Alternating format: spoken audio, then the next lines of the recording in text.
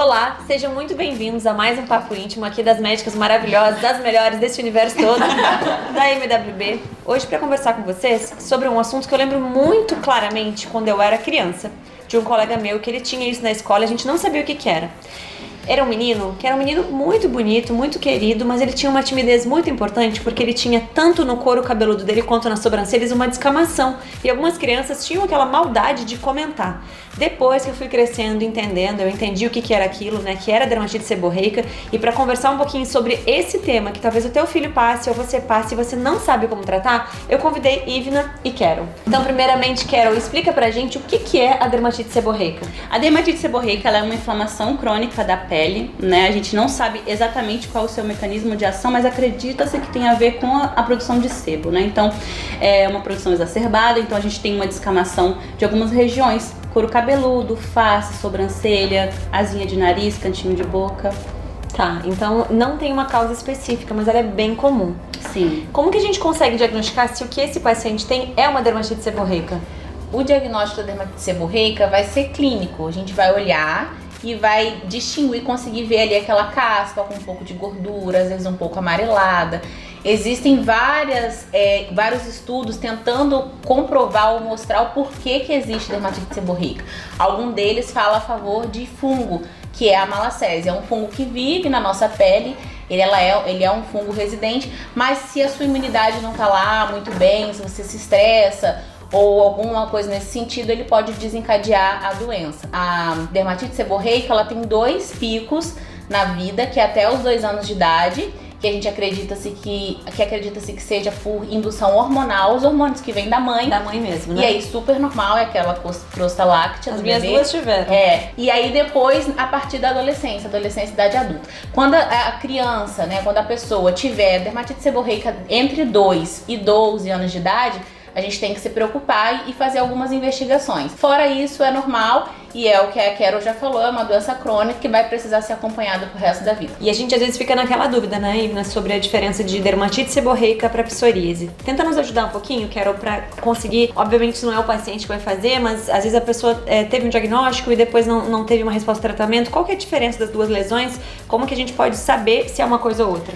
Na face a gente geralmente caminha mais para ser dermatite seborreica, como a Ivna já falou, clínica, né? O médico já bate o olho, já sabe diferenciar até pelo local de lesão da psoríase quando é corporal. No couro cabeludo é mais difícil, então muitos pacientes vêm com queixa de casca e dermatite e a gente examina e vê que não, que era psoríase. Então a gente vai diferenciar isso com a tricoscopia, né? E aí é o médico que vai analisar e vai saber, porque a coloração da descamação é diferente, o padrão inflamatório é um pouco diferente. Só para complementar, a dermatite seborreica ela vai seguir também uns padrões de acometimento do couro cabeludo diferente do da psoríase. Muitas vezes isso é dificílimo de ser diagnosticado, ser diferenciado, por isso criou-se até o nome seborríase, que é uma mistura ali entre dermatite seborreica e psoríase.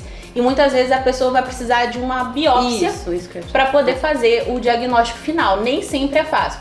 A psoríase, ela tem o padrão de acometer até a parte do onde é o couro cabeludo e não passar dali. Nas crianças é possível ter a psoríase na face, encontra-se mais psoríase na face do que no adulto. No adulto é um pouco mais difícil. Então, quando a lesão ela só acomete essa linha do couro cabeludo, fica falando mais sobre psoríase e menos de dermatite. E a escama da dermatite, ela costuma ser mais gordurosa, mais oleosa. Qual que sangra mais quando a gente passa a mãozinha? A psoríase.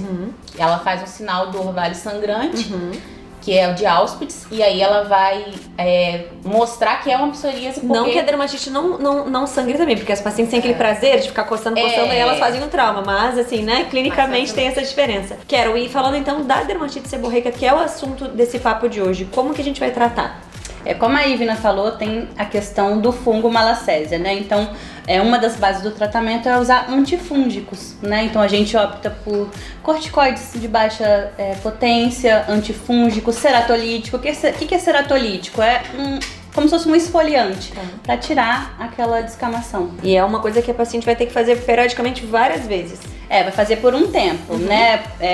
Sanada aquele momento onde a inflamação está mais exacerbada, a gente reduz as medicações, às vezes a gente até para as medicações e ela só vai voltar a usar se tiver de novo. Quando acontecer de novo. Quando é muito recorrente, você trata e volta, trata e volta.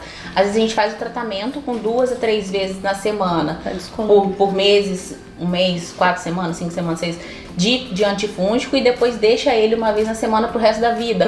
Ou uma vez no mês pro resto da vida. Mas o ideal também é que faça um revezamento dos antifúngicos pra que não haja uma resistência. É um tratamento bem desafiador, gente. Não é uma coisa fácil de tratar. Precisa do acompanhamento do médico, precisa do médico ali pegando na tua mão para que isso seja controlado, porque com certeza mexe muito com a autoestima das pessoas. Alguma diquinha caseira que vocês querem nos dar?